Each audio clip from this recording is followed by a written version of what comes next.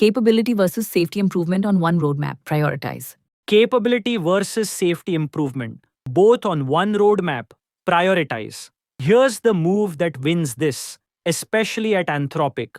Don't prioritize item by item. State a principle first, then let it sort the roadmap for you. And the strongest principle is that safety, which unblocks capability, goes first, because the two aren't really opponents at all. This question is set up as a fight so they can watch how you resolve it. The weak candidate just picks a side. The strong one names a decision principle up front and applies it consistently. By the end of this, you'll be able to state that principle, turn it into a two-axis sort, sequence the roadmap, and guard against the two ways this goes wrong in both directions. Start by framing it. The question is built to feel like a binary: ship the new capability or ship the safety fix. But treating it as a permanent universal trade-off is the weak answer, because it means you're flipping a coin on every roadmap review. The strong answer names a decision principle once and applies it every time, so the interviewer sees judgment and consistency instead of a gut call. That reframing is worth saying explicitly before you decide anything. Now state the principle. Safety and capability are coupled, not opposed. You cannot responsibly ship a capability whose risks you can't yet contain. So the rule is this: safety work that's a prerequisite for the next capability launch is not a competing item on the list. It's part of that launch and it goes first. And standalone capability that carries new uncontained risk waits behind the safety work that makes it shippable in the first place. Once you say that, capability versus safety stops being a versus. Then turn the principle into a sort, because a principle you can't operationalize is just a nice sentence. Score each roadmap item on two axes. 1. Does it unblock a launch or block one? 2. What's the risk if it slips? A safety improvement that gates a launch is high priority because it's on the critical path, full stop. A capability with contained known risk can ship now. A capability that introduces new uncontained risk is blocked until its safety scaffolding exists.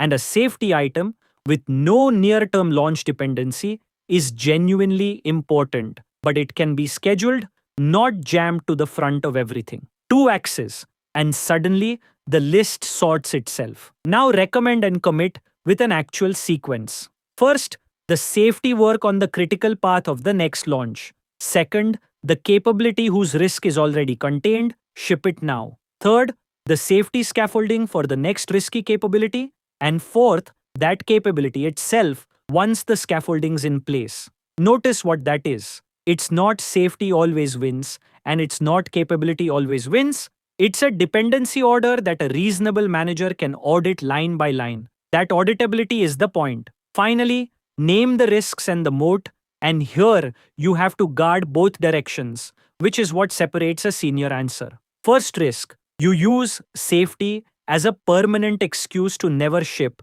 and a competitor eats the market while you polish guardrails. You mitigate that by being honest about which safety work is genuinely blocking versus merely nice to have. Second risk, the opposite. You rationalize shipping a risky capability by calling its guardrails good enough under launch pressure.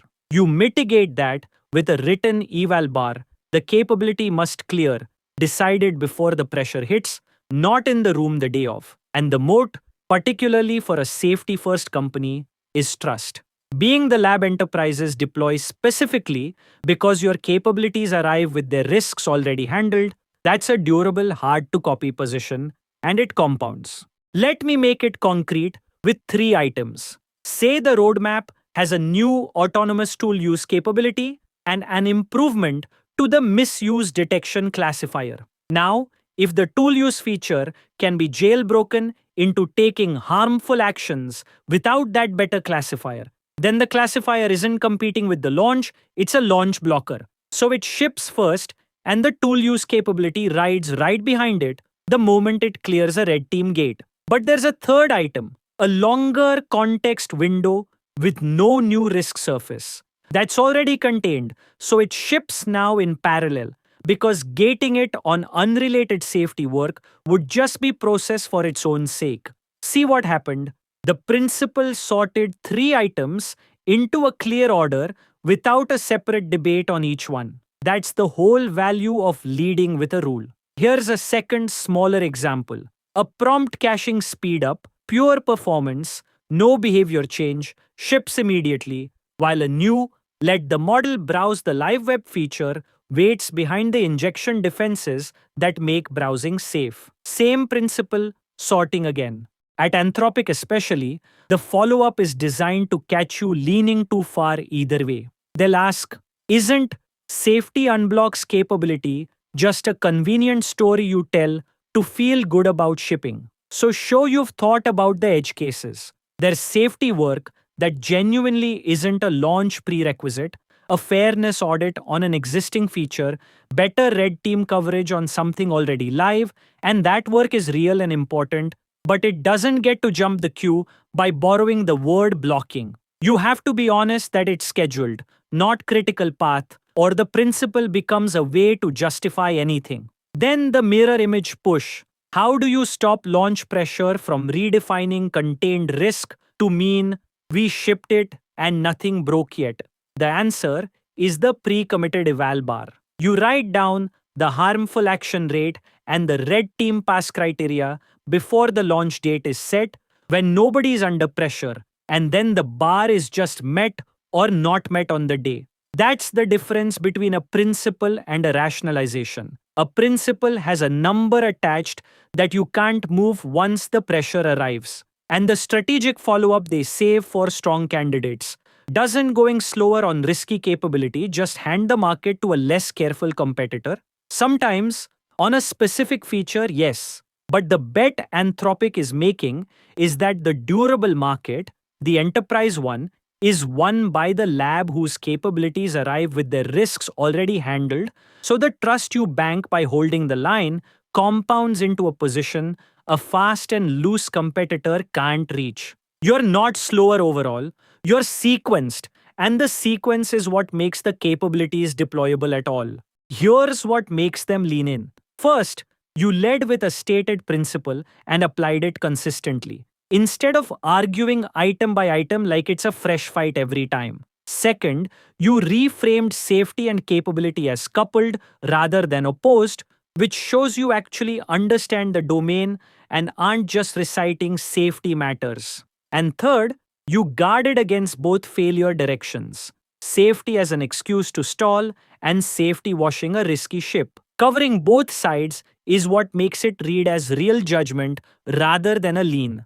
Now the traps. The first is treating it as a pure trade-off and just picking a side with no rule behind the pick, which is the coin flip answer. The second is saying safety first as a slogan with no mechanism, which reads as we never ship, and a good interviewer will call that out. And the third is having no pre-committed eval bar, so when launch pressure arrives, the pressure's definition of good enough quietly wins.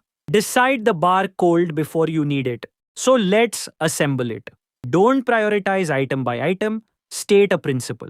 The principle, safety and capability are coupled, so safety that unblocks the next launch is part of that launch. Sort on 2 axes, does it block or unblock a launch, and what's the risk if it slips? Sequence it. Launch blocking safety, contained capability, next scaffolding, then the next risky capability.